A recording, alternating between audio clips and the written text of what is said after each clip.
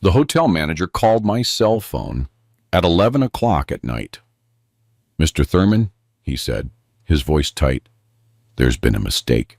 Your wife checked in yesterday under your reservation, but she's with another man." I was on the couch, watching the news. The remote control slipped from my hand. "That's impossible," I replied. "She's at home with my grandkids. She's watching Simone's children. I called her 2 hours ago." The manager's voice faltered. "Sir, please, come down to the front desk. This is very sensitive. We have her ID registered. Naomi Vance Thurman," he read, giving my wife's full name. I hung up. My 68 years felt their full weight all at once. I called Naomi. It went straight to voicemail. I called Simone. No answer there either. I grabbed my car keys, left without turning off the house lights, and drove through the empty city. Every red light felt like an eternity. I thought about 43 years of marriage, the vows we'd made, the grandkids we used to take to the park, the dinners where she'd smile and pour me more coffee. I also thought about the signs I'd ignored, the calls she cut short when I walked in, the trips she canceled because of headaches, the nights she said she was tired. It all clicked into place. I pulled up to the Grand Citadel Hotel, a tall building with golden lights over the entrance. I parked badly. I didn't care. The manager was waiting for me, standing straight at the front desk. He was young, wearing a gray suit and an impeccable tie. His face showed pure discomfort. "Mr. Thurman, thank you for coming. I deeply regret this situation." I didn't answer. I just stared. He pointed to a side door. "Please follow me." We passed through a narrow hallway. White walls. The smell of floral air freshener. The sound of my shoes against the marble floor. Each step was heavier than the last. We reached a door with a sign. "Security." The manager knocked twice. A guard opened up. Inside, the monitors showed the hotel hallways, the reception, the parking lot. The manager pointed to a chair. "Please have a seat." I dropped into it. My hands were shaking. I hid them between my knees. The guard adjusted one of the monitors. "Sir, I'm going to show you yesterday's recordings. It's 4:30 in the afternoon." The image appeared in black and white. Main hotel entrance. I saw Naomi, my wife, her hair loose, a style she rarely wore, in a dress I didn't recognize. She was carrying a small suitcase. She was smiling.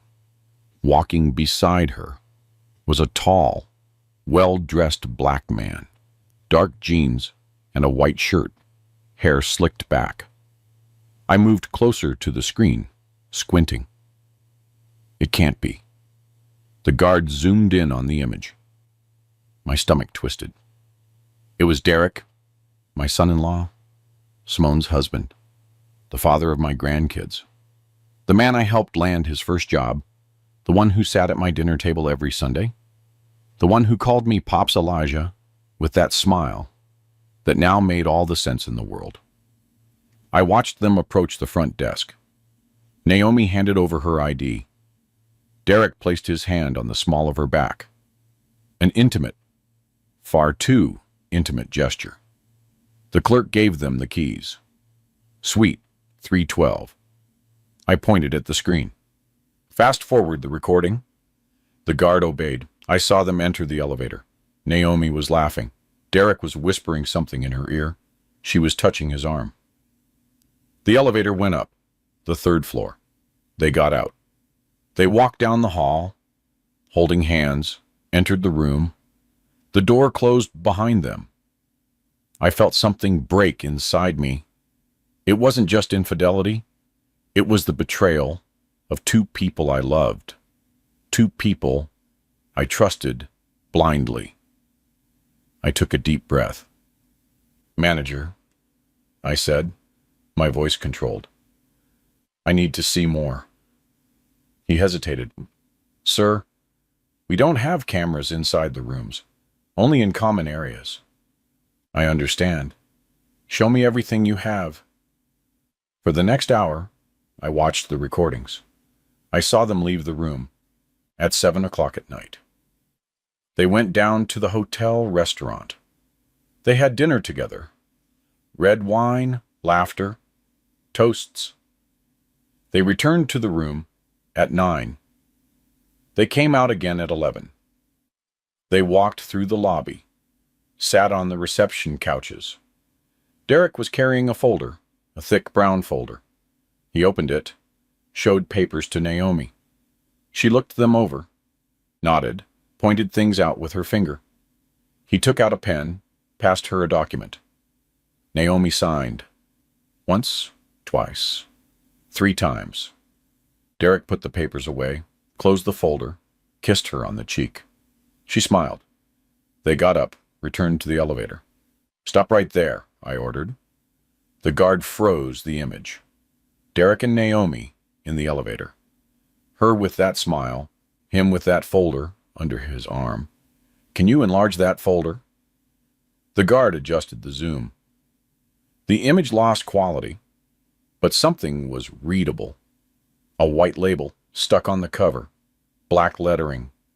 It said, Thurman Estate. Transfer. My blood ran cold. This wasn't just an affair. It wasn't just sex. It was something bigger, something planned, something that involved my estate. The houses I'd built, working since I was 20 years old.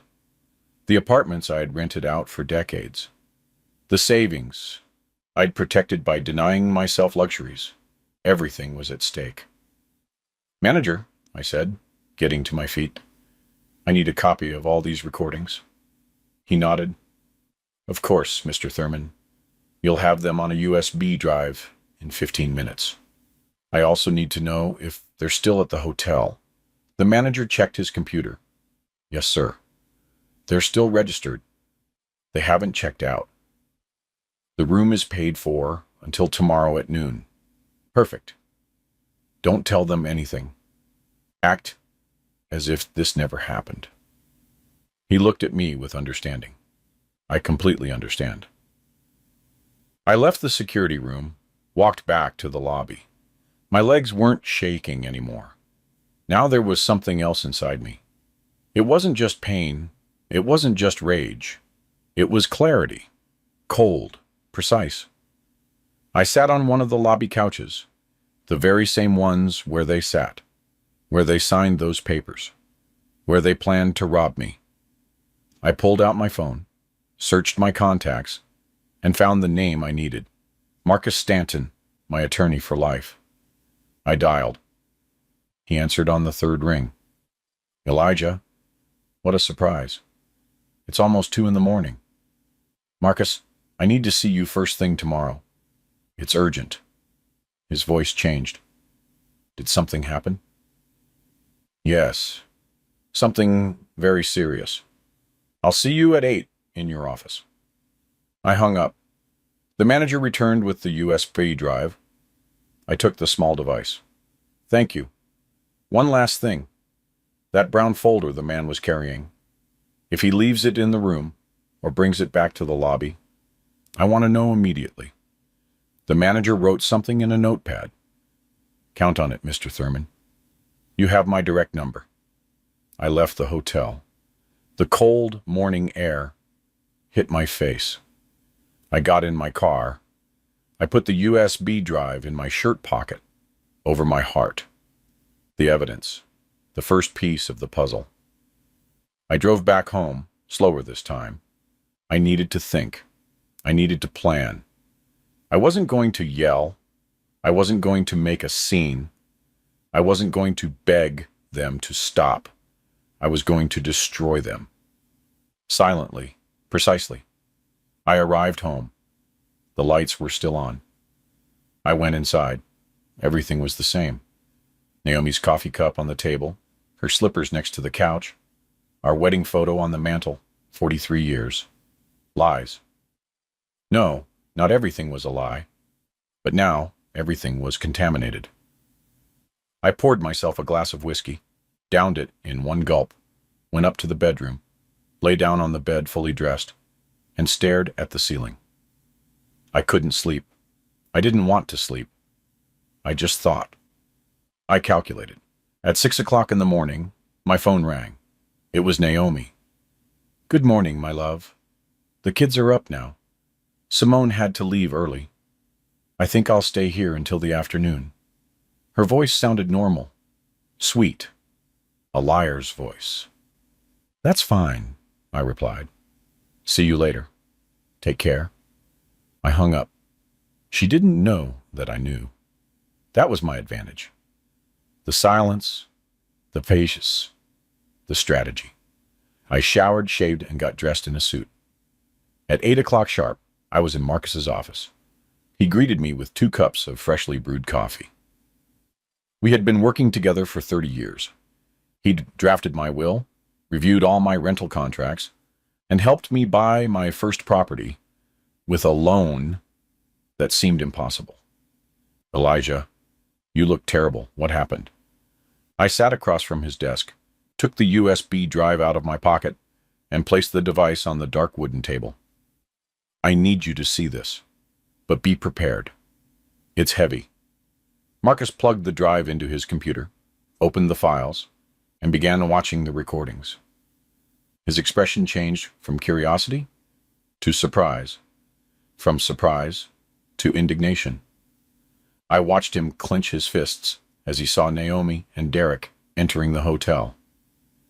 How he shook his head when he saw them signing papers.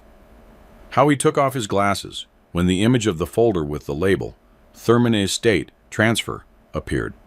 "That son of a," he muttered. "I'm sorry, Elijah, but this is betrayal on all levels." "I know. That's why I'm here. I need to know what they're planning. I need to stop them before it's too late." Marcus closed the video, leaned back in his chair, and took a deep breath. "Let me review your documents, all the deeds, bank accounts, power of attorney forms, everything." We spent the next 3 hours reviewing my estate. Marcus opened folders, read contracts, verified signatures, called the bank, called the notary, called the county recorder's office. Each call made me more nervous. Each minute of silence while he read was an eternity. Finally, Marcus looked up. "Elijah, I have bad news. 3 weeks ago, Naomi presented a power of attorney in your name. She used it to initiate transfer procedures for 2 of your properties, the condo in downtown Atlanta and the beach house on Hilton Head Island, South Carolina." I felt the floor disappear beneath my feet. "That's impossible. I never signed any power of attorney." "I know. I reviewed the signature. It's a fake. A very good forgery, but fake. I can prove it. However, the procedure is already underway. If we don't stop it in the next few days, the properties will be in Derek's name. Derek, my son-in-law, the father of my grandkids, the man who ate at my table every Sunday." "There's more," Marcus continued. "Naomi also presented donations to a private geriatric clinic. She requested information about permanent institutionalization. She claimed you're showing signs of senile dementia, that you forget things, get lost in the street, and need constant supervision." I stood up from the chair. "That's a lie. I'm perfectly fine. I work every day. I manage my company. My accounts are in order." "I know, Elijah, but she's building a narrative. She's laying the groundwork to have you declared incompetent. If she succeeds, she can take total control of your estate. She can sell everything. She can have you institutionalized against your will." The rage I felt at that moment was different from anything I had experienced before. It wasn't explosive. It was cold, calculated, deadly. "What do I need to do?" Marcus took out a notepad and started writing.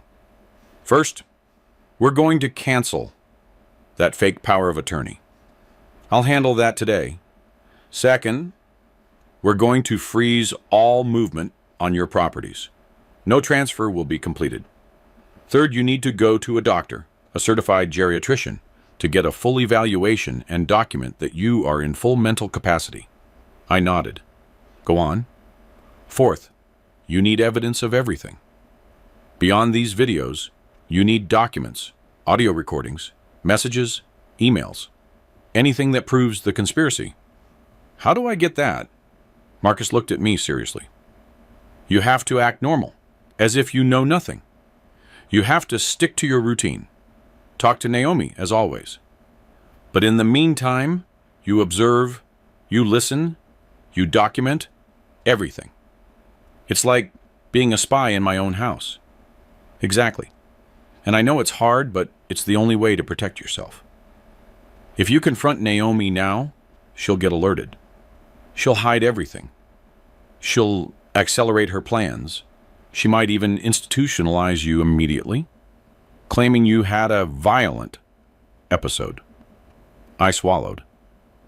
I never imagined my life would come to this. No one does, Elijah. But now, you have to be smarter than them, more patient, more strategic. I left Marcus's office with a to-do list. First, I went to Dr. Kenneth Powell, a renowned geriatrician who worked at Midtown Medical Center. I explained the situation. He understood immediately. He ran tests on me for 4 hours: memory, reasoning, coordination, cognitive analysis. At the end, he handed me a full report. Mr. Thurman, you are in perfect mental condition. Your cognitive capacity is above average for your age. There are no signs of dementia, Alzheimer's, or neurological deterioration. This document officially certifies it. I put the report in an envelope, the second piece of the puzzle. Then I went to the bank. I asked to speak to the manager, showed him my ID, and requested the full history of movements for all my accounts for the last 6 months. The manager printed the documents. I reviewed each page. I found withdrawals I didn't recognize. Some transfers to accounts I had never authorized. Small amounts. $500 here, $800 there, $10,000 later. In total, they added up to more than $20,000. Mr. Thurman, these transfers were authorized with your personal key. I never authorized these movements. I need certified copies of each one with the date, time, and destination, account number. The manager looked concerned. Of course. I'm also going to change all your access passwords immediately, and I'm activating a security alert on all your accounts. Perfect. And I need to know whose name the destination accounts are in. The manager checked his computer. All 3 accounts are in the name of Derek Kincaid, my son-in-law. Everything led back to him again. I returned home at 6 o'clock in the evening. Naomi was in the kitchen preparing dinner. She was wearing the apron I bought her for our 40th anniversary. She smiled as she chopped vegetables. Hey, love, how was your day? I looked at her. This woman with whom I had shared 43 years, with whom I had 2 children, with whom I'd built a life. Now, she was a stranger, an enemy, a thief. But I smiled. I acted normal. Good. A lot of work at the office. And you? How are the grandkids? Good. Simone came to pick them up at noon. You know how she is, always busy. I walked over. I kissed her on the cheek. Her perfume was the same as always, but now it made me nauseous. I'm going to take a shower before dinner. I went up to the room, locked the door, took out my phone, and dialed Simone's number. My daughter. I needed to know if she was involved in this. She answered on the second ring. Pop, what a surprise. Everything okay? Daughter, I need to ask you something. Your mother was watching the kids yesterday and today. There was a silence. Pop, what are you talking about? Mom hasn't watched the kids in 2 weeks. They're at summer camp. They don't get back until next Monday. My heart pounded. Are you sure? Of course I'm sure, Pop. Is something wrong? No, honey. I was just mixed up. Sorry to bother you. I hung up. Naomi had lied to me directly, without hesitation. The grandkids were her perfect alibi. While I thought she was being the doting-on grandmother, she was at a hotel with Derek planning to rob me. I opened the Notes app on my phone. I started documenting everything: date, time, Naomi's lie, the conversation with Simone, the $20,000 stolen, the properties in the process of transfer. Every word I typed was one more piece of evidence. Every documented lie was one more nail in their coffin. I went down for dinner. Naomi served smothered pork chops with collard greens and cornbread, my favorite meal. She sat across from me, smiling. "You know," she said, "I've been thinking. We should take that trip to Europe you always wanted. Paris, Rome, Barcelona, before we get too old." I looked at her. Her eyes were sparkling. She seemed sincere, but I already knew the truth. "That sounds like a great idea. When do you want to go?" "Maybe in a couple of months. Let me check the dates." A couple of months? By then, she expected to have my entire estate transferred. She expected to have me declared incompetent, maybe institutionalized. Then the trip to Europe would be just for her and Derek, with my money. We ate in silence. Every bite was hard to swallow. Every smile from her was a reminder of her betrayal. After dinner, I excused myself. I said I had work to do. I went up to my study, locked the door, and took a shoebox out of the closet. Inside, I kept old documents, bills, receipts, photos. I searched until I found what I needed. An old notepad with Naomi's handwriting, notes she wrote years ago, shopping lists, reminders, her signature on birthdays cards. I compared the signature with the one on the fake power of attorney Marcus showed me. They were similar, very similar, but there were subtle differences. The slant of the N, the curve of the V. Someone had practiced. Someone had studied her signature for a long time. It had to be Derek. He had access to documents in the house. He had seen Naomi's signature thousands of times. He knew how to forge it. I took pictures of everything. I uploaded the images to a cloud folder, backup after backup, evidence after evidence. My phone vibrated, a text from Marcus. "I canceled the fake power of attorney. The transfers are frozen. But hurry, we need more proof before they try something more drastic." I replied. "Understood. I'm on it." I turned off the study lights and went downstairs. Naomi was in the living room watching television. I sat next to her, took her hand. "I love you," I told her. She smiled. "I love you too, liar." The next few days were the hardest of my life. Waking up every morning next to a woman who planned to destroy me, eating breakfast with her, smiling, talking about the weather, acting as if nothing had happened. But each moment was an opportunity. Each conversation was a possible confession. Each of her movements was something I observed and documented. On Wednesday morning, Naomi went out early. She said she was going to the supermarket. I stayed home, working from my study. But as soon as I heard her car drive away, I went down to our room. I needed proof. I needed to find something concrete that connected everything.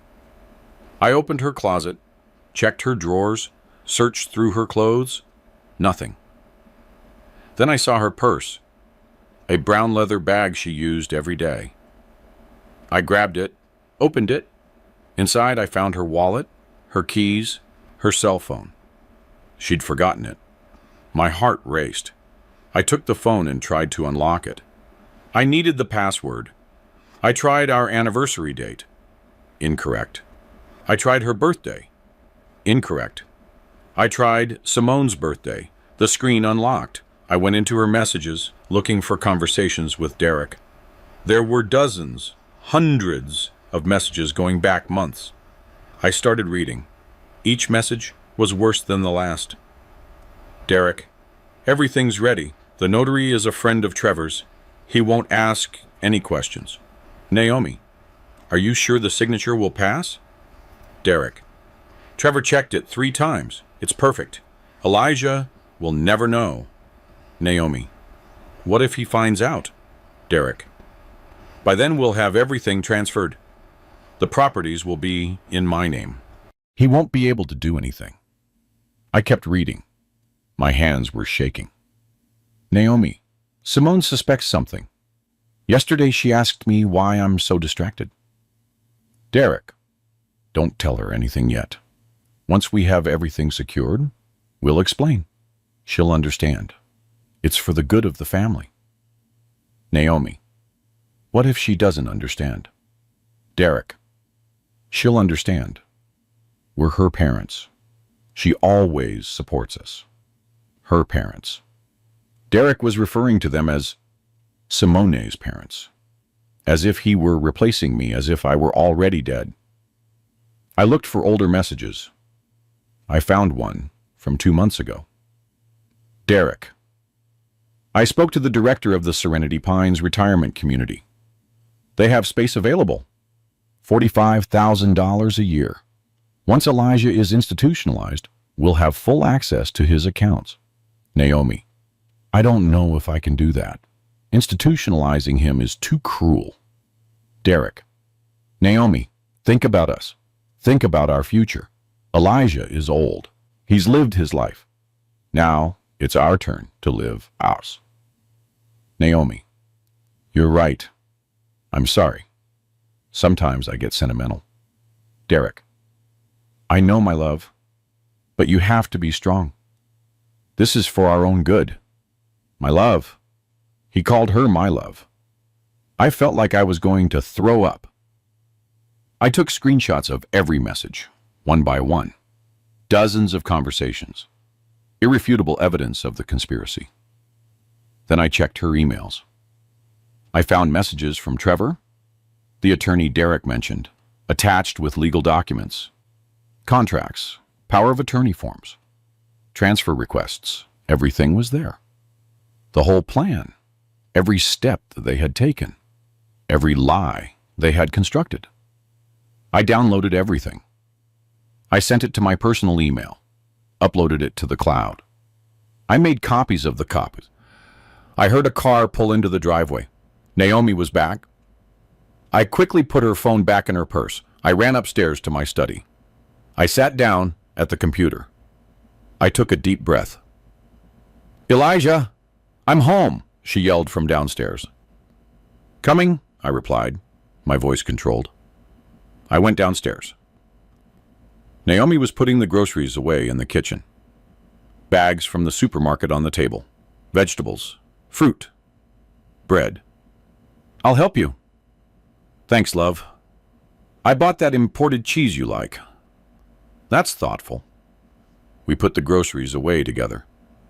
She talked about prices, about the people at the supermarket, about the traffic. Normal, mundane conversation. As if she wasn't planning to steal everything from me. In the afternoon, I received a call from Marcus. Elijah, I need you to come to the office.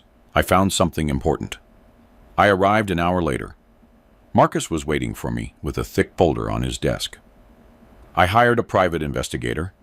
I asked him to follow Derek for the last 3 days. He opened the folder. Inside were photographs. Derek entering a bank. Derek meeting with a man in a coffee shop. Derek entering a real estate office. This man, Marcus said, pointing to a photo, is Trevor Hayes, an attorney. He has a history of document forgery. He was suspended from the State Bar Association for 2 years. He's the brains behind all this. I felt the rage growing inside me. Derek wasn't smart enough to plan this.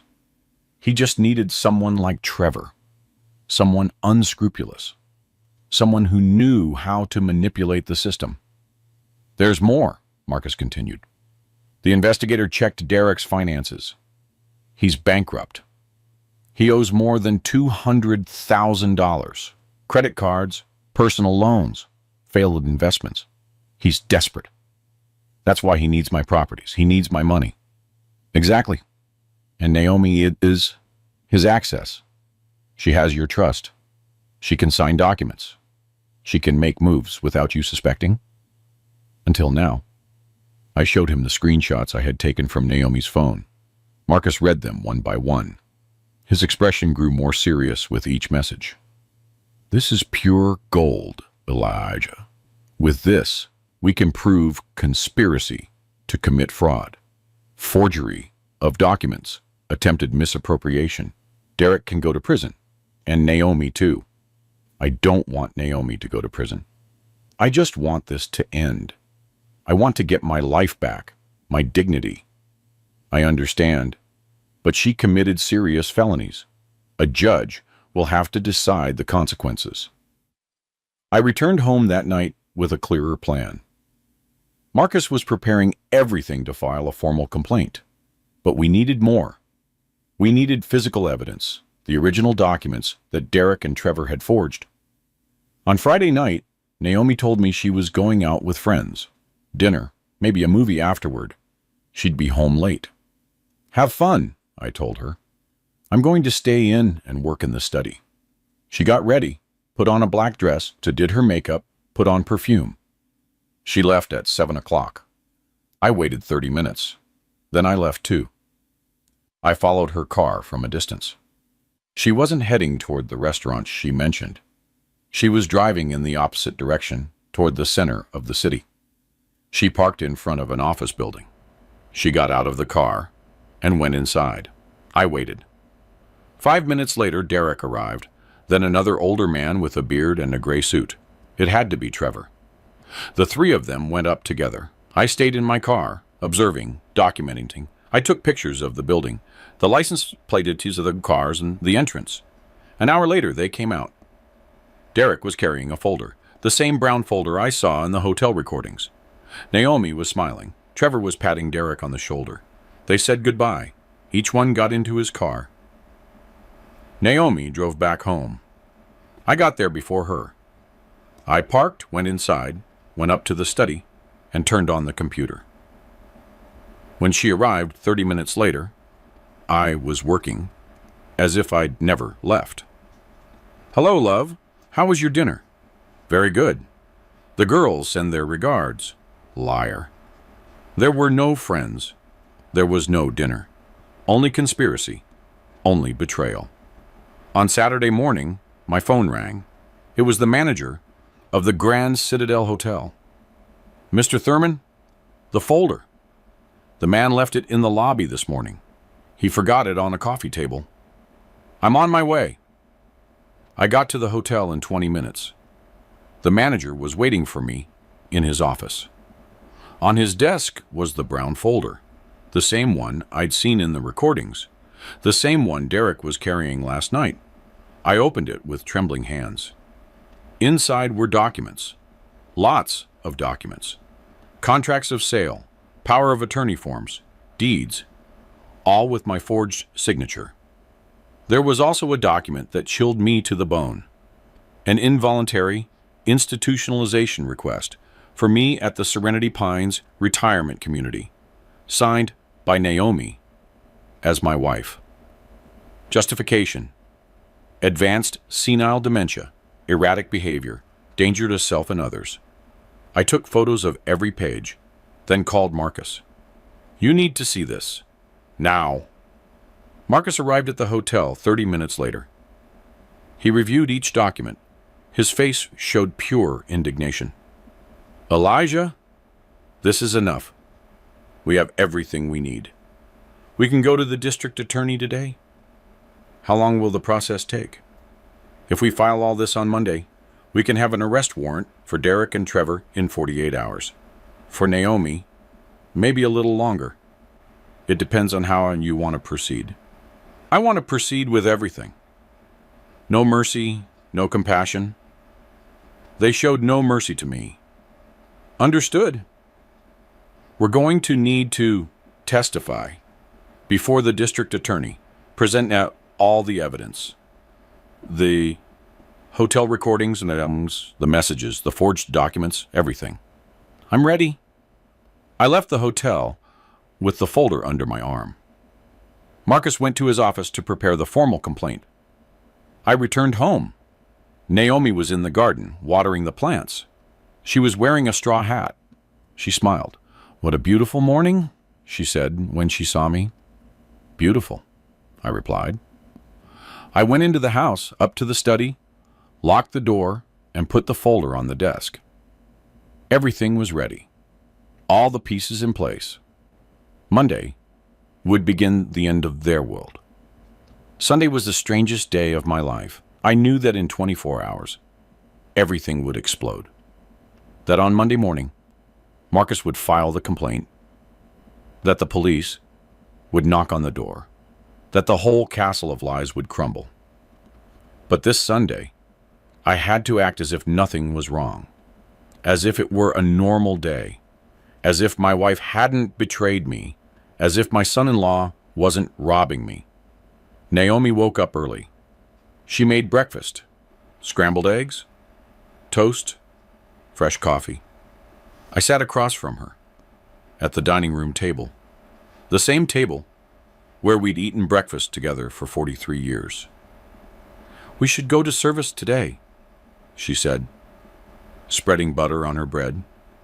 "It's been a while." I looked at her.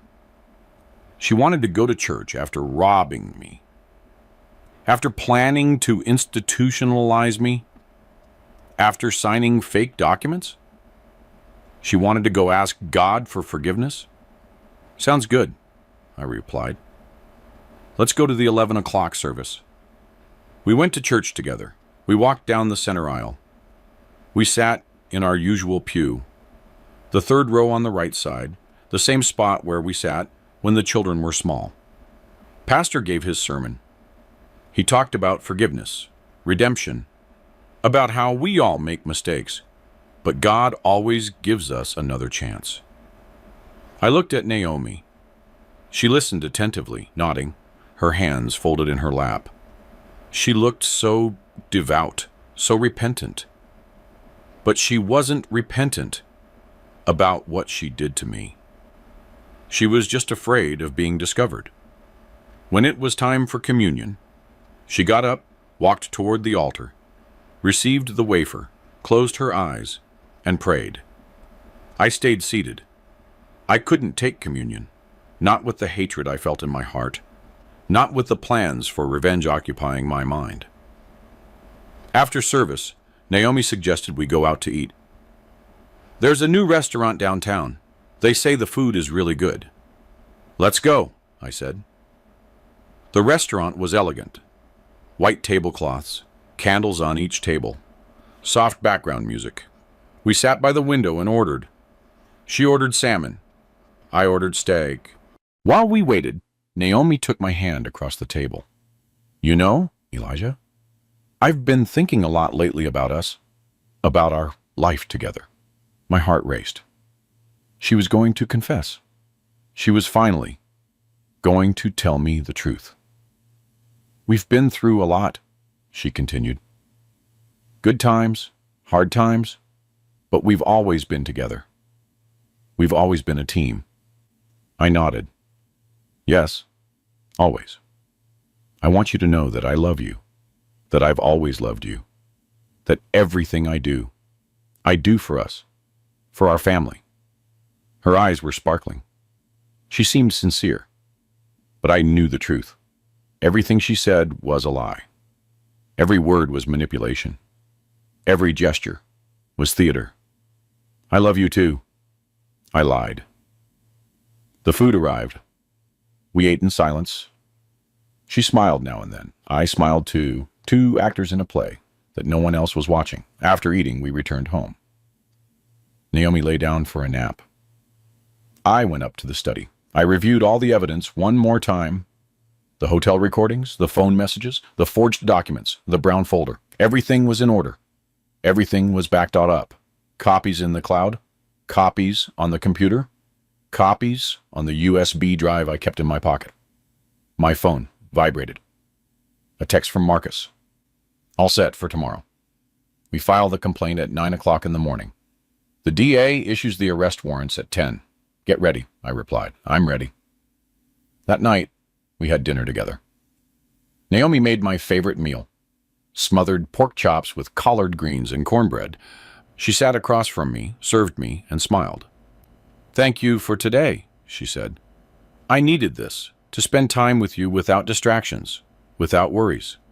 It was a beautiful day, I replied. After dinner, we sat in the living room. She put on a movie, a romantic comedy we'd seen 1,000 times. She leaned on my shoulder. She took my hand. I love you, Elijah. I love you too, Naomi. Lies. Everything was a lie. At 11 o'clock at night, we went up to sleep. Naomi changed, put on her pajamas, and got into bed. I stood by the window, looking at the empty street, the light from the street lamps, the trees, moving in the wind. Aren't you coming to sleep? She asked. In a moment. Just thinking. What are you thinking about? The future. What's coming? She laughed, always so philosophical. Come on, lie down. Tomorrow's another day. I lay down next to her, turned off the light, and closed my eyes. But I didn't sleep. I couldn't sleep. I just thought about the next day, about the moment everything would change. I heard Naomi's breathing grow slow, deep. She had fallen asleep. She slept peacefully, without guilt, without remorse. I stayed awake, counting the minutes, waiting for the sunrise. At 5 o'clock in the morning, I got up, showered, shaved, and put on my best suit. Dark gray, white shirt, black tie, freshly polished shoes. I went down to the kitchen, made coffee, and sat down to wait. At 6:30, Naomi came downstairs. Good morning, love. Why are you up so early? I have an important meeting at Marcus's office at 9. Oh, something serious? Very serious. She made breakfast. We ate together. The last time when we would eat together, as husband and wife. The last time we would share a table, without her knowing the truth. At 8:30, I grabbed my keys. I'm leaving, I told her. I don't know when I'll be back. Okay, I'll see you this afternoon. I walked over. I kissed her on the cheek.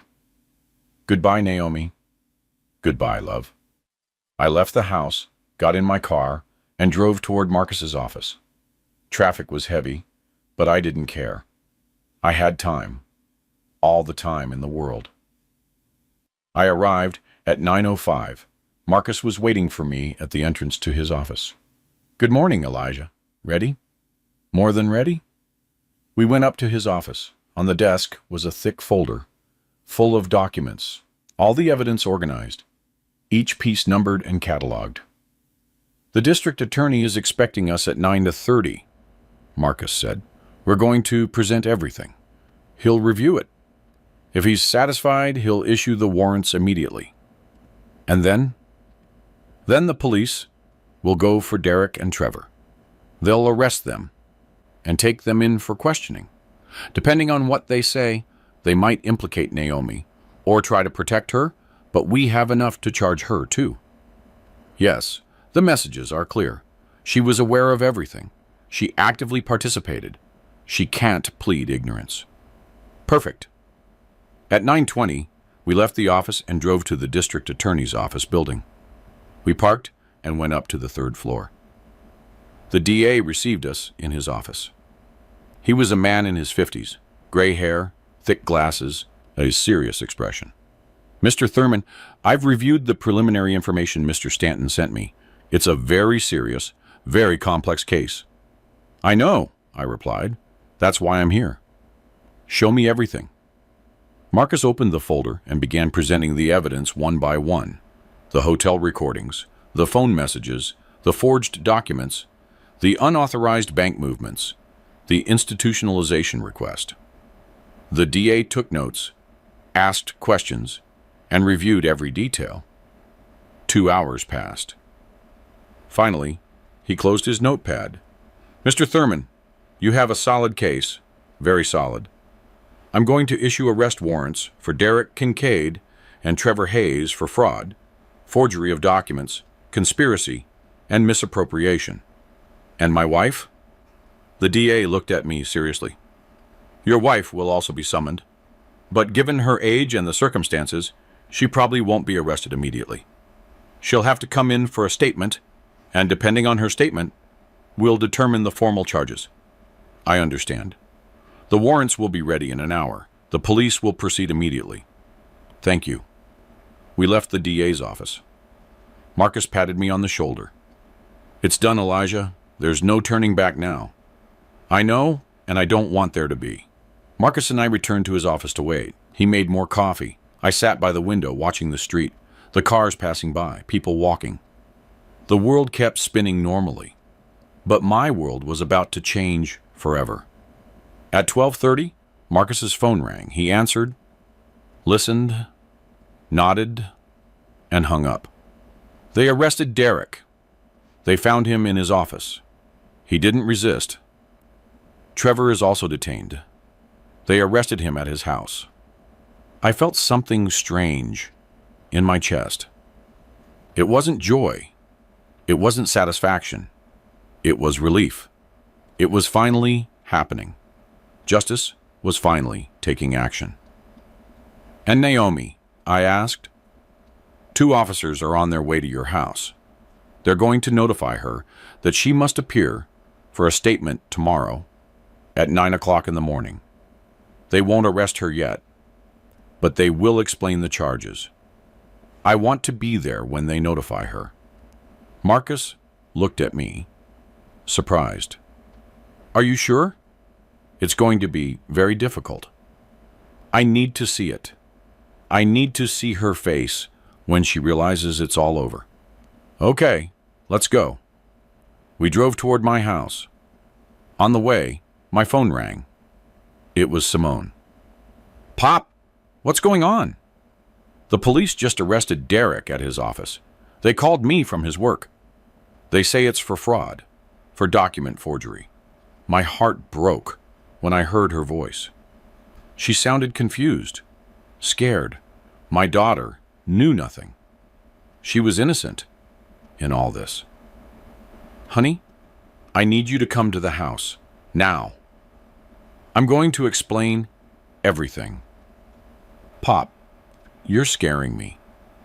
I know, but trust me. Come home, please. Okay, I'm on my way. We arrived at my house 5 minutes before the police. I went inside. Naomi was in the living room watching television. When she saw me, she smiled. You're back. How was your meeting? Before I could answer, the doorbell rang. Naomi got up. I'll get it. Let me, I said. I opened the door. 2 police officers were outside. A man and a woman. Immaculate uniforms, serious expressions. Good afternoon. We're looking for Naomi Vance Thurman. Naomi approached. That's me. Is something wrong? The officers stepped inside. Ma'am, we need to speak with you. It's about your husband, Mr. Elijah Thurman. Naomi looked at me, confused. Elijah? What's going on? The female officer took out some documents. Ma'am, your husband has filed a formal complaint against you for conspiracy to commit fraud, document forgery, attempted misappropriation, and attempted involuntary institutionalization. The color drained from Naomi's face. What? What are you talking about? Elijah, this is a joke. It's not a joke, Naomi. I know everything. The hotel, Derek, Trevor, the fake documents, the bank transfers, the plan to institutionalize me, everything. She backed away, shaking her head. No, you don't understand. I can explain. There's nothing left to explain. I have proof of everything. Recordings, messages, documents, everything. Naomi collapsed onto the couch. Her hands were shaking. She started to cry. Elijah, please, it was a mistake. I didn't want to hurt you. Derek convinced me. He said it was for our own good. Our good? Stealing my estate was for our own good. Institutionalizing me was for our own good. Forging my signature was for our own good. I love you. I've always loved you. If you loved me, you wouldn't have done this. If you loved me, you wouldn't have slept with my son-in-law. If you loved me, you wouldn't have signed documents to rob me. The officers watched the scene in silence. The female officer cleared her throat. Ma'am, you need to appear tomorrow at 9 o'clock in the morning at the district attorney's office to give a statement. If you don't appear, we will issue an arrest warrant for you. Naomi just cried, nodding without a word. At that moment, Simone burst through the door. She had used her key. Mom, Pop, what's going on? Why are there police here? Simone ran closer. She saw her mother crying. She saw me standing with a serious expression. She saw Marcus by the door. She saw the officers with their documents. Somebody explain to me what the hell is happening, she shouted. I walked over to my daughter. I took her hands. Honey, sit down. I need to tell you something very difficult. For the next hour, I explained everything to Simone. I showed her the hotel recordings. I showed her the messages between Naomi and Derek. I showed her the forged documents. I showed her the institutionalization request. Simone listened in silence. Tears streamed down her cheeks. She looked at her mother with disbelief, with pain, with betrayal. Mom, how could you? How could you do this to Pop? And with Derek, with my husband. Naomi tried to get closer. Honey, I'm so sorry.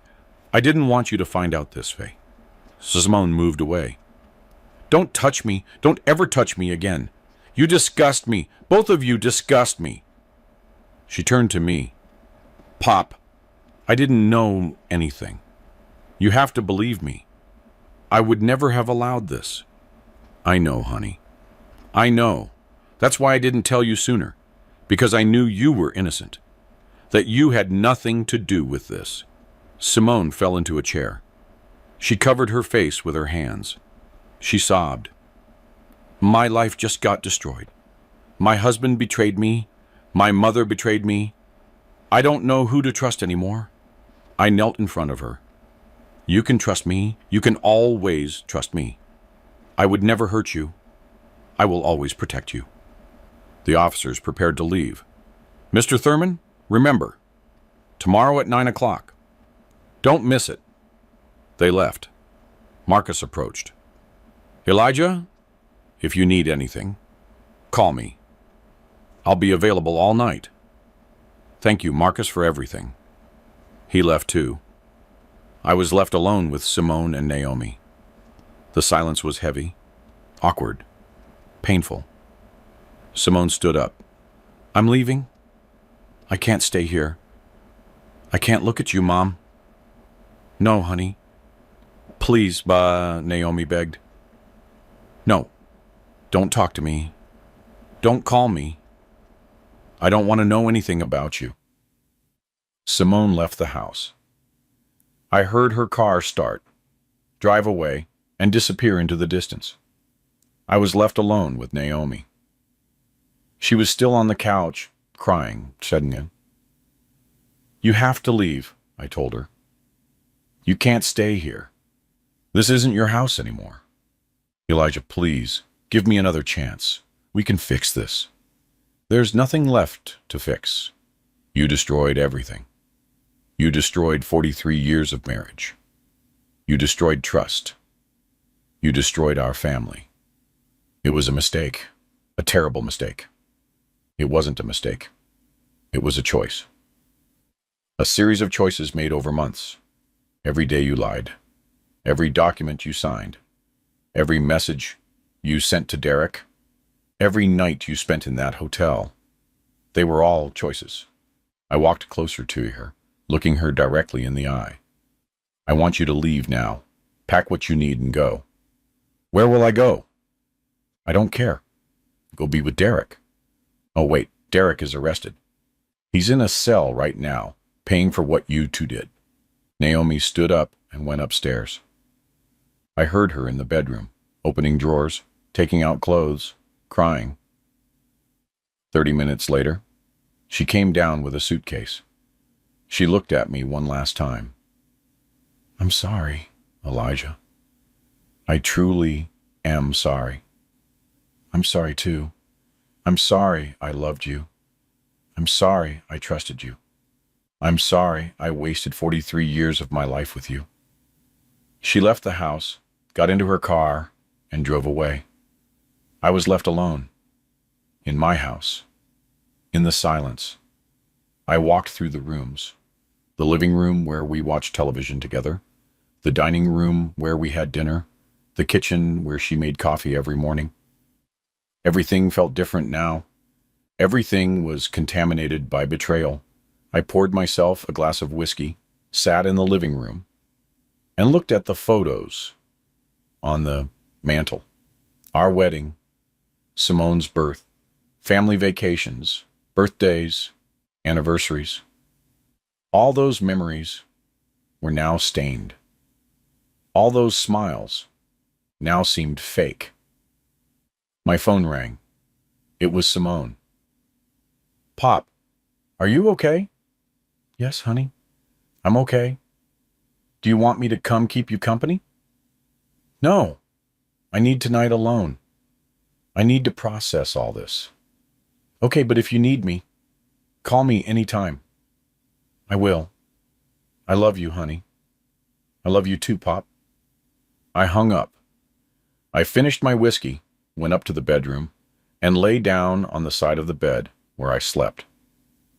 The other side was empty, cold. I closed my eyes. Tomorrow would be another day. Tomorrow the battle would continue. But tonight, I just wanted to rest. I woke up at 6 o'clock in the morning. I hadn't slept well. Nightmares, memories. The image of Naomi crying, Simone's broken face. It all replayed in my mind like an endless movie. I got up and took a shower. The hot water didn't help me relax. I put on comfortable clothes, jeans, a white shirt. I didn't need a suit anymore. I didn't have to impress anyone. I went down to the kitchen, made coffee, and sat alone at the dining room table. The house felt bigger, emptier, quieter. At 8, Marcus called. Good morning, Elijah. How was your night? I survived. Naomi has to be at the DA's office in an hour. You don't have to go, but if you want to witness her statement, you can. I'm going. I need to hear what she has to say. I'll see you there then. I arrived at the DA's office at 9:10. Marcus was waiting for me at the entrance. We went up to the 3rd floor. In the waiting room, there were several people. Lawyers, witnesses, family from other cases. Naomi arrived at 9 o'clock sharp. She was accompanied by a lawyer I didn't know, a young man, cheap suit, old briefcase. She saw me. She immediately dropped her gaze. They went into the DA's office. Marcus and I waited outside. 30 minutes. 40. An hour. Finally, the door opened. Naomi came out. Her eyes were red, swollen from crying so much. Her lawyer held her arm. She walked past me without a word. The DA called us in. Please come in. We entered his office. The DA was sitting behind his desk. He had documents in front of him, audio recordings, handwritten notes. Mr. Thurman, your wife just confessed. He confirmed everything. The plan with Derek, Trevor's involvement, the forged signatures, the unauthorized bank withdrawals, the plan to institutionalize me. I felt a weight in my chest. A part of me had hoped she would deny everything, that she'd say it was a misunderstanding, that there was an explanation. But no. She had confessed. Everything was real. Everything was true. She also gave us additional information, the DA continued. Derek has debts with dangerous people, illegal loan sharks. He owed more than $300,000. They threatened him. They told him that if he didn't pay in 3 months, they would go after his family, after Simone, after his children. So this was for money? To save his own skin? Basically, yes. Trevor proposed the plan. He told Derek that you were an older man with valuable properties, no direct male heirs, and that it would be easy to manipulate the documents, transfer everything, sell quickly, and pay off the debts. And Naomi agreed to participate because the DA looked at me uncomfortably. Mr. Thurman, this is delicate. But your wife confessed that she has been in a relationship with Derek for 2 years. It began when you had that heart operation, when you were hospitalized for 3 weeks. 2 years. 2 years of lies. 2 years of betrayal. And I didn't know anything. I'm very sorry, the DA said. I know this is very painful. What are the formal charges against them? Derek faces charges for aggravated fraud, forgery of official documents, conspiracy, and misappropriation.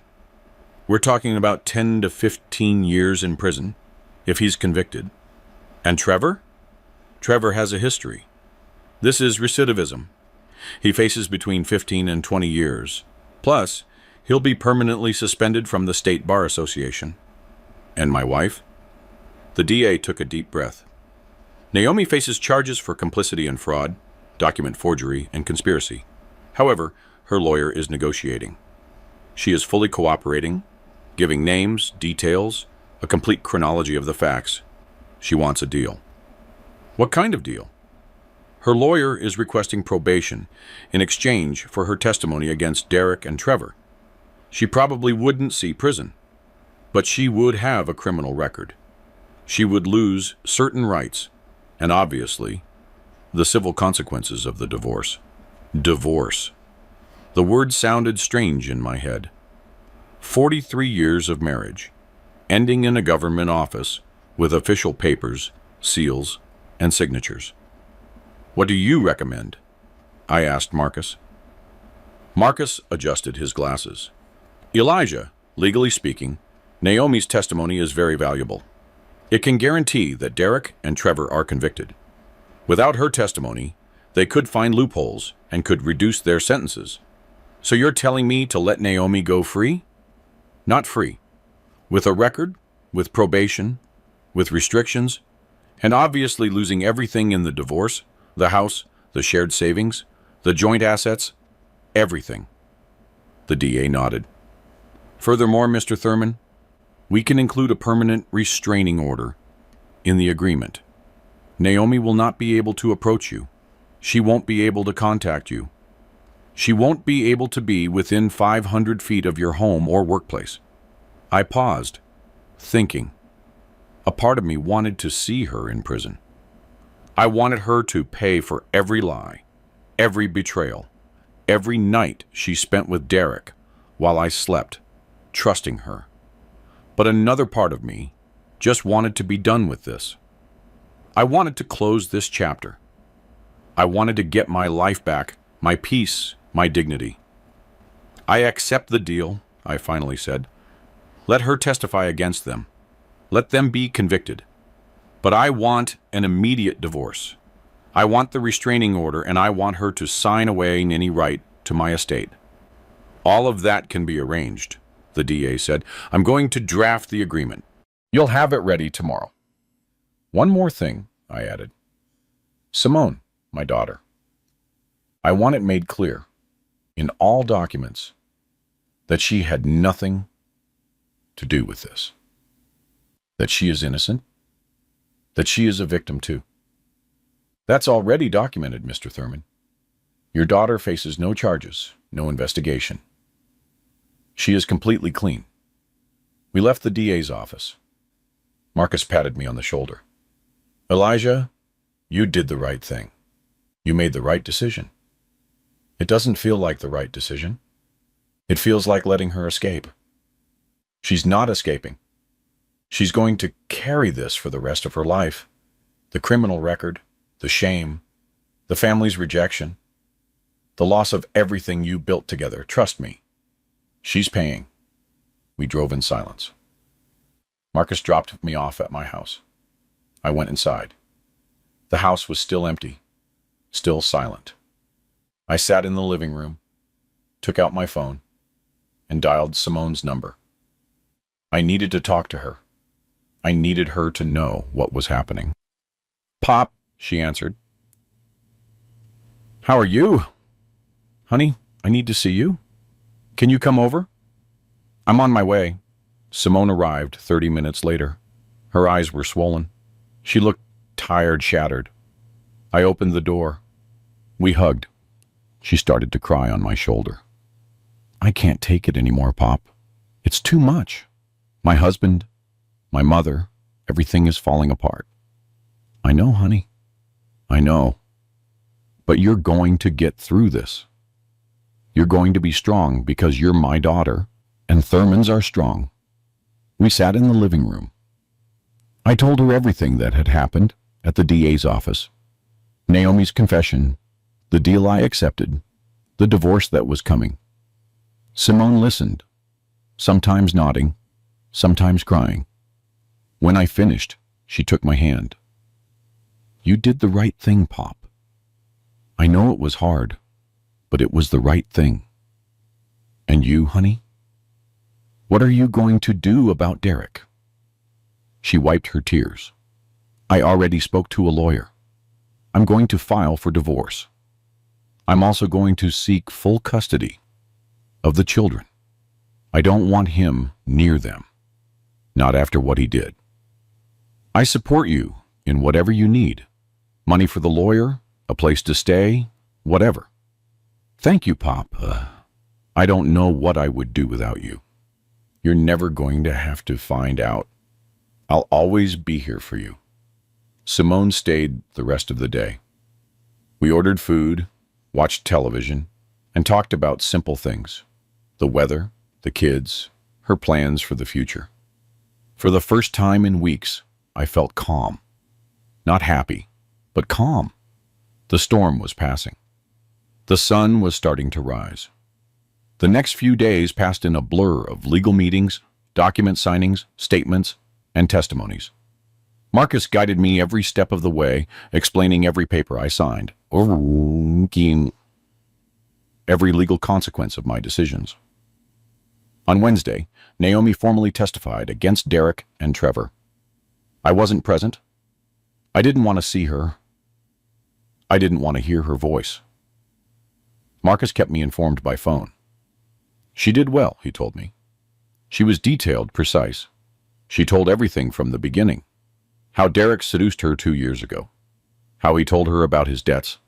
How Trevor appeared with the plan. Every meeting they had. Every document they signed. That guarantees their conviction. With her testimony, they have no defense. They're going to prison. It's certain. On Thursday, I signed the divorce papers. Marcus had worked with Naomi's lawyer to prepare everything. She renounced any right to my estate. The properties stayed in my name. The bank accounts, the savings, the investments, everything. In exchange, I wouldn't file additional charges against her. I wouldn't seek economic compensation. I wouldn't pursue her legally, beyond the current criminal case.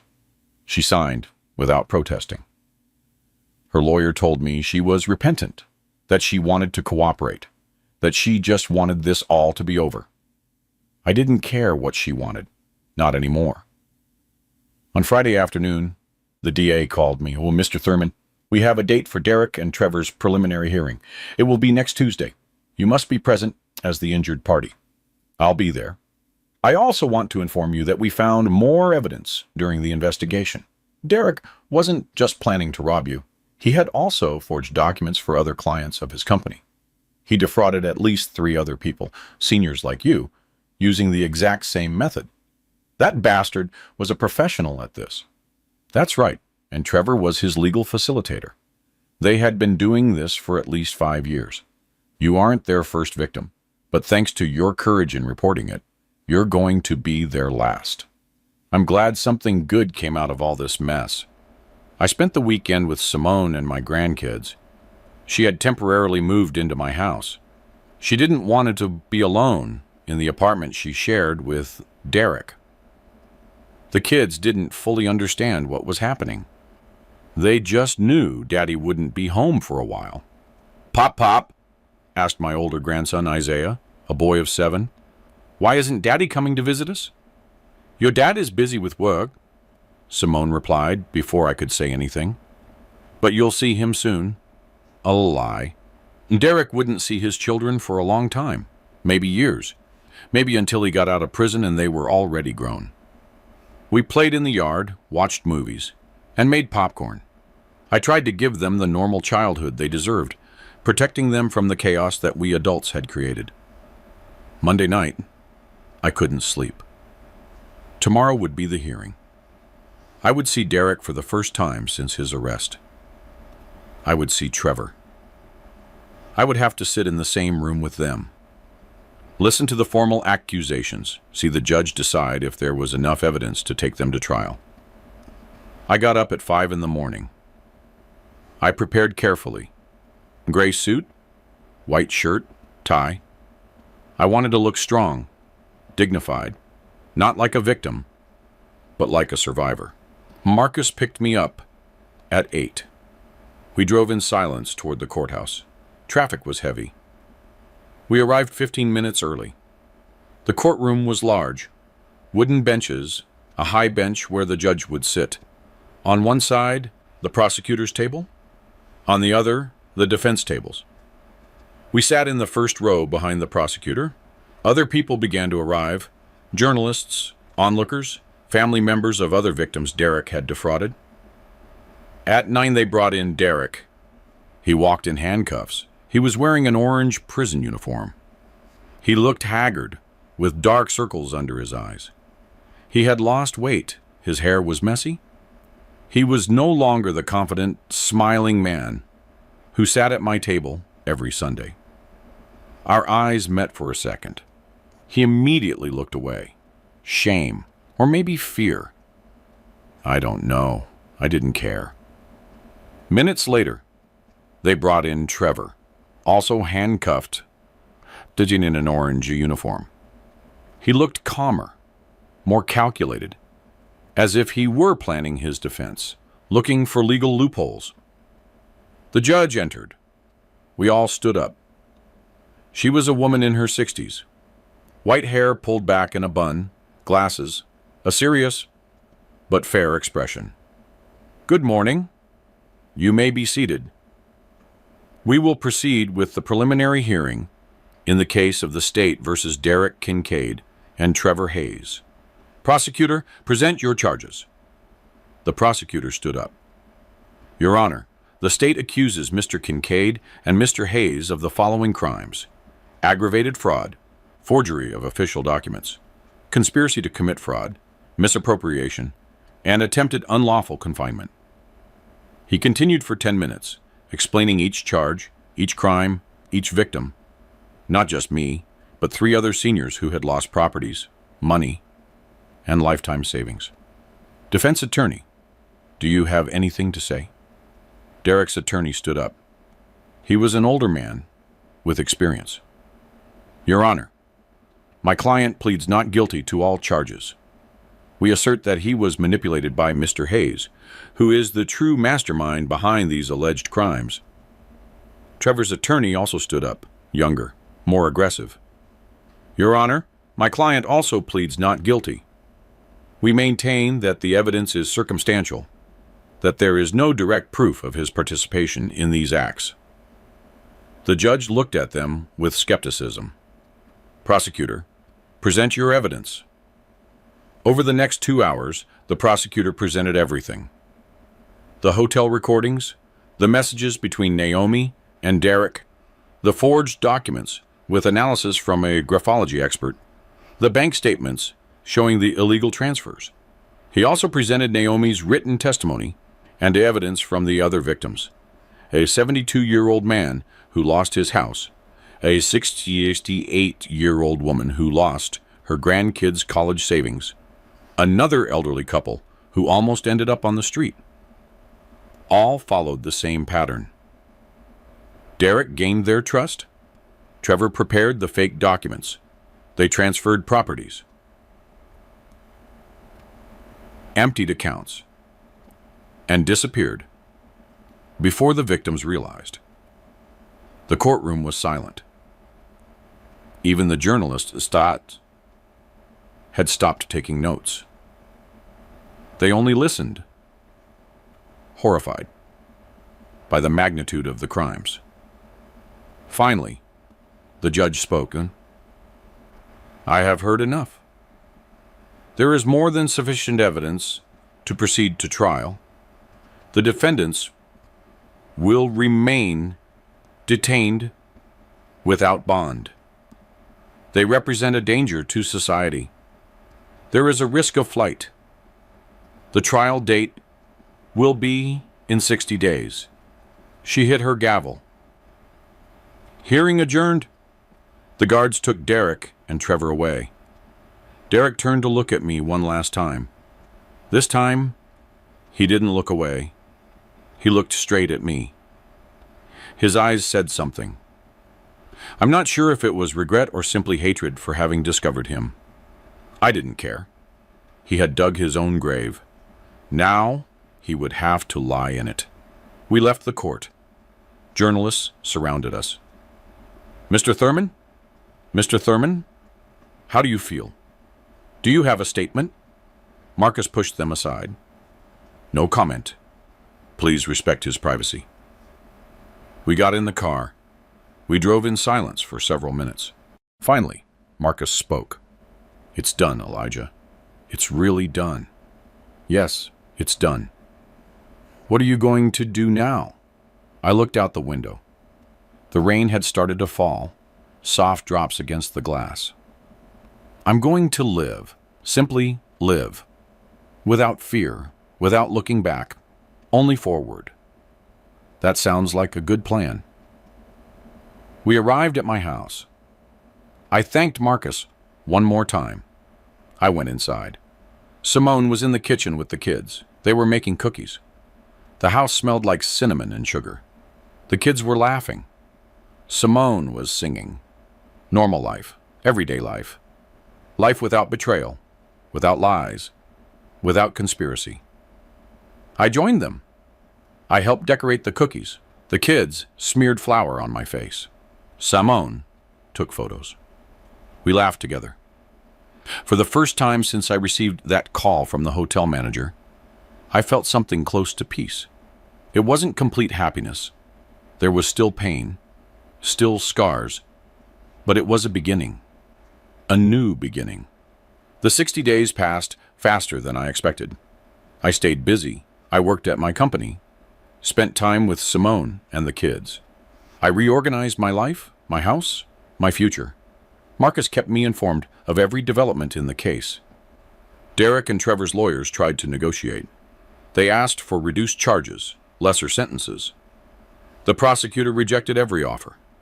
The evidence was too solid, the crimes too serious, the victims too many. A week before the trial, Simone finally signed her divorce papers. Derek didn't protest. From jail, he signed all of the papers. He gave up custody of the children. He accepted all the conditions. He had no choice. He knew he had lost everything. Mom called, Simone told me one night during dinner. She wants to talk to me. She wants to see me. And do you want to see her? Simone played with her food. I don't know, Pop. Part of me hates her for what she did. But the other part, she's my mother. The only one I have. I understand, honey. It's your decision. I'm not going to tell you what to do, but think it through carefully. Make sure you're ready, that she's not going to hurt on you anymore. She nodded. I'll think about it. 2 days later, Simone went to see Naomi.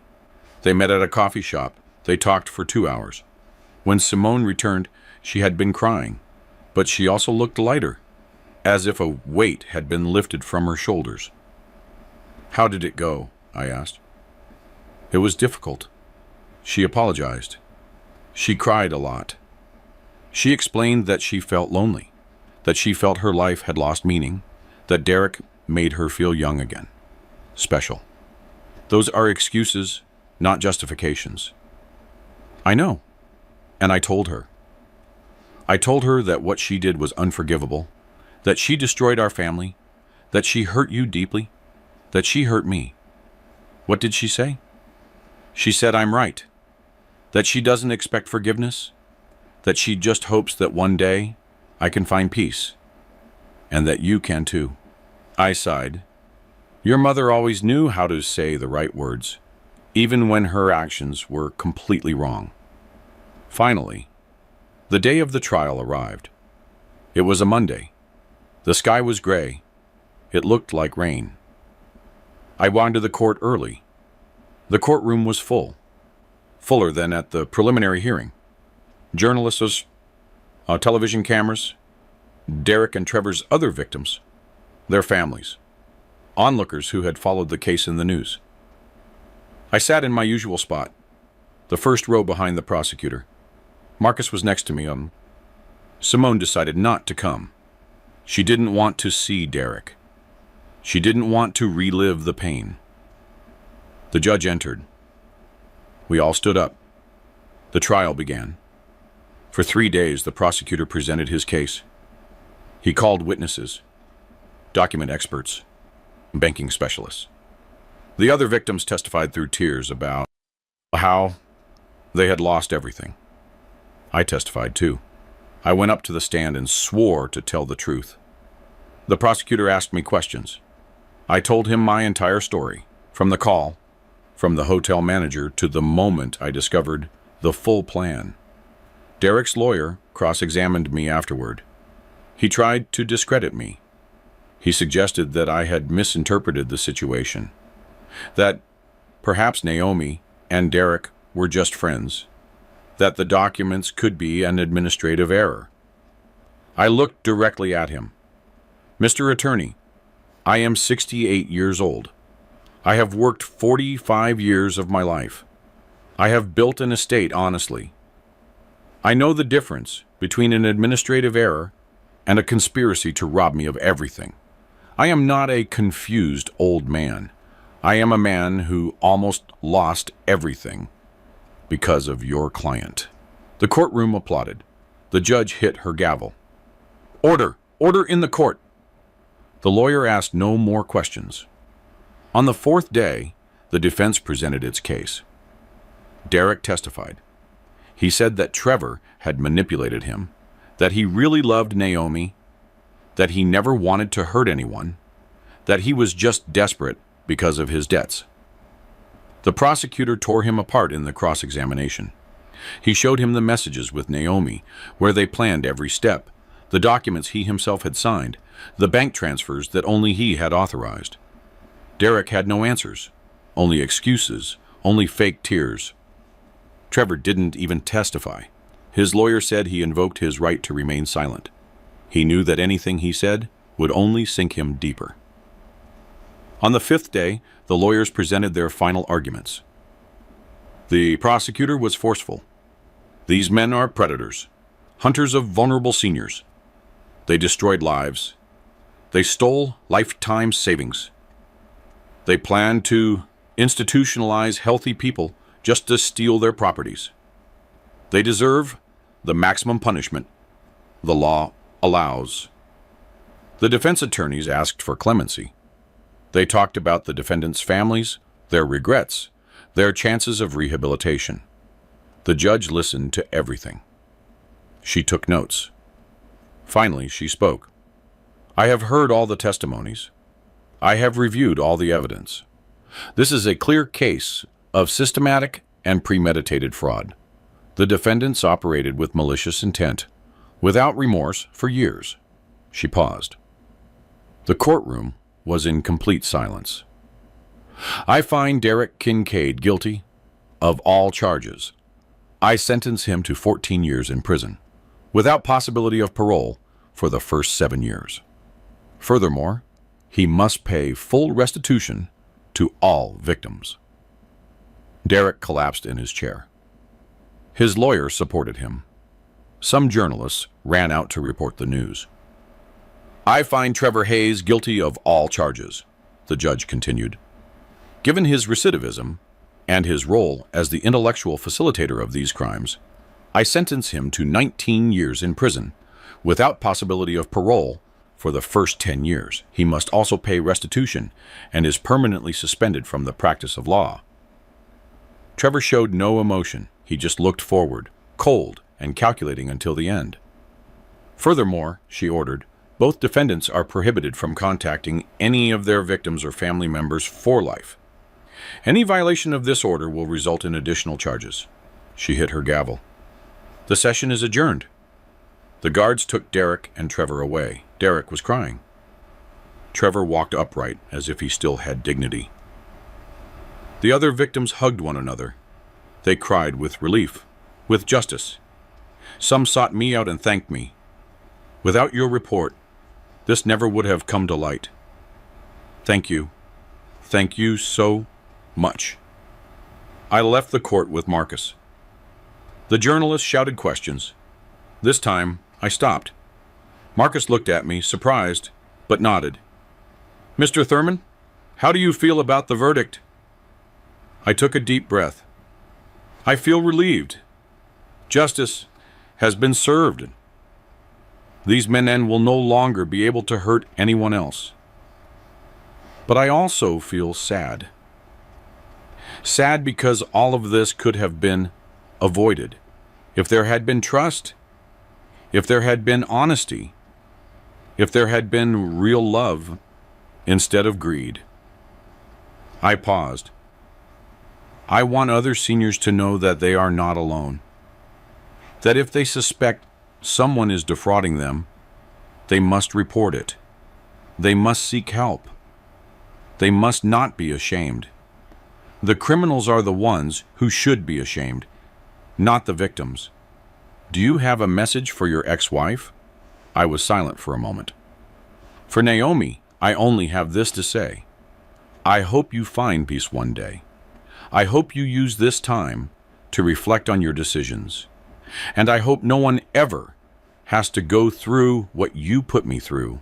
That was all. Marcus and I walked to the parking lot, got in the car, and drove in silence. Finally, Marcus spoke. It's over, Elijah. It's really over. Yes, it's over. What are you going to do now? I looked out the window. The rain had started to fall, gentle drops against the glass. I'm going to live, simply live, without fear, without looking back, only forward. That sounds like a good plan. We arrived at my house. I thanked Marcus one more time. I went inside. Simone was waiting for me. The kids ran to hug me. Pop, how did it go? Good, champ. Everything went well. We had dinner together that night. Simone made my favorite meal. We laughed. We told stories. The kids showed me their school drawings. Normal life. Simple life. Honest life. Exactly what I needed. 6 months passed since the trial, as life slowly found a new rhythm. A rhythm different from the 43 years I had known, but a rhythm of its own, honest and peaceful. Simone and the kids stayed living with me. At first it was temporary, just until she felt ready to be alone again. But the months passed, and none of us wanted them to leave. The house felt alive again, with children's laughter, the noise of toys, the smell of freshly baked cookies. I remodeled the house, painted the walls, changed the furniture. I took down all the old photos, the ones that showed Naomi and me smiling, the ones that showed a family that no longer existed. I put them in a box in the basement. I didn't throw them away. They were part of my history, but I didn't need to see them every day. I put up new photos of Simone and the kids, of my parents who are gone, of recent moments, birthdays, days at the park, movie nights in the living room. I went fully back to my work. My company kept moving forward. My employees welcomed me with applause the first day I returned. They had followed the case in the news. They knew what I had been through.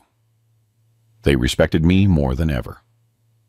A client told me something I'll never forget. Mr. Thurman, you taught us that age is not weakness, that seniors can defend themselves. They can fight. they can win. Thank you for that example. I also started giving talks at community centers, to senior groups, on how to protect themselves from fraud, how to recognize signs of manipulation, how not to be afraid to report. Many people approached me afterward. They told me their own stories, children who stole from them, grandchildren who manipulated them, caregivers who abused their trust. I gave them the contacts for Marcus, for organizations that could help them, for authorities that would protect them. One afternoon, 3 months after the trial, I received a letter. The sender was the state prison. It was from Derek. I held it in my hands for several minutes. Part of me wanted to throw it away without opening it. Another part needed to know what he had to say. Finally, I opened it. Mr. Thurman, I don't expect you to read this letter. I don't expect you to forgive me. I just need you to know that I deeply regret what I did. Every day in this cell, I think about the lives I destroyed, the family I lost, the years my children will grow up without me, all because of greed, stupidity, and weakness. You were a good man to me. You gave me opportunities. You treated me like family, and I betrayed you in the worst way. There is no excuse, no justification. I just want you to know that I feel a regret that consumes me. Derek. I read the letter twice, then folded it and put it in a drawer. I didn't reply. There was nothing to say. His regret didn't change what he did. It didn't bring back the lost time. It didn't heal the wounds. But I didn't feed the hatred either. I simply let it go. He would have to live with his decisions. I would live with mine. Naomi completed her probation without problems. She moved to another city, far from here, far from the memories. Simone visited her twice. They said they needed to close cycles, to heal together whatever they could heal. I never saw her again. The restraining order was still in effect, and even if it wasn't, I had no desire to see her. That chapter of my life was closed, sealed, archived. One Saturday morning, Isaiah came running into my study. Pop, pop. Pop, pop. Look what I made at school. He showed me a drawing. Him, his sister, Simone, and me, the four of us holding hands. Bova. He had written in big letters, my family. It's beautiful, champ. I'm going to put it on my office wall. Seriously, it's the best work of art I've ever seen. His smile lit up the entire room. He ran off to tell his sister. Simone appeared in the doorway, smiling. He adores you, you know? He talks about you all the time at school. My pop this, my pop that. I stood up and hugged her. You all saved me, honey. When everything fell apart, you gave me a reason to keep going, to fight, to get my life back. You saved us, Pop. You gave us a home when ours was destroyed. You gave us stability. You gave us love. The kids are better off now than ever. And so am I. That afternoon, the four of us went to the park. The kids ran to the swings. Simone and I sat on a bench, watching them play, watching them laugh, watching them enjoy being children without the worries of the adult world. You know what's strangest, Naniel, I said? For 43 years, I thought I had everything. A wife, a family, a stable life. But it was all fake, built on lies. And now, with less than I had, I feel more complete, more real, more myself. Simone took my hand. Because now you have the truth, Pop. And the truth, even if it hurts, is always better than the most comfortable lie. We returned home as the sun began to set. We made dinner together. The kids set the table. We ate, talking about our plans for Sunday. Maybe go to the movies or the museum, or just stay home and watch films. Simple plans, honest plans, plans of a real family. At night, after everyone had gone to sleep, I stayed in the living room with the lights off, just the moonlight streaming through the window. I thought about the entire journey, from that call from the hotel manager to this moment of peace. I had lost a lot. A wife, 43 years of what I thought was a happy marriage, my trust in someone I loved, money on lawyers and legal processes. But I had also gained. I regained my dignity. I protected my estate. I saved other people from being victims of the same criminals. I strengthened my relationship with my daughter. I gained a second chance to be a present grandfather. And most importantly, I regained something I had lost without realizing it. I regained my voice, my ability to defend myself, my refusal to be a silent victim. I stood up, walked to my study, and opened the drawer where I kept all the case documents, the evidence, the sentences, the divorce agreements. Everything was there, organized, archived. I closed the drawer. I didn't need to review them anymore. I didn't need to relive the pain. I just needed to know they were there as a reminder, as evidence, as proof that I had survived. I looked out my study window. The street was empty, quiet. A few street lamps illuminated the pavement. A cat walked across slowly. The wind moved the tree branches. Everything was at peace. I was at peace. Naomi thought I suspected nothing. She thought I was a trusting old man, easy to manipulate, easy to deceive, easy to destroy. She was wrong because I didn't yell. I didn't make a scene. I didn't beg. I didn't plead. I simply acted in silence, with intelligence, with patience. I gathered the evidence. I built the case. I waited for the exact moment. And when that moment came, I ended everything, silently, definitively, without looking back. I turned off the lights in my study, went upstairs, and passed by Simone's room. The door was ajar. I saw her sleeping peacefully. I passed by the kids' room, the two of them hugging their stuffed animals, breathing softly. My family, my real family. I entered my room, lay down, and closed my eyes. For the first time in months, I slept all night, without nightmares, without startled awakenings, without anxiety, only peace.